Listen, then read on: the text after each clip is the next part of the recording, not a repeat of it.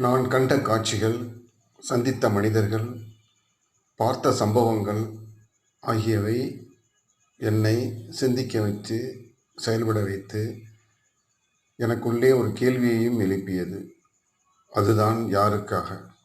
இந்த கேள்விக்கு உரமாகவும் ஊற்றாகவும் இருந்த என் சக மனிதர்களை என்னால் எப்பொழுதுமே மறக்க முடியாது. மனிதன் என்பவன் எண்ணங்களுடைய ஒரு திட வடிவம். எண்ணங்களே ஆன்மா. இறப்பு என்பது எண்ணங்களுடைய அழிவு. இதை தவிர வேறு ஒன்றும் இல்லை. இவ்வாறாக என்னுடைய சுய விசாரணையில் நான் கண்டு, கேட்டு, உணர்ந்து எல்லாவற்றையும் கவிதையாக, கட்டுரையாக, சிறுகதைகளாக கொடுத்து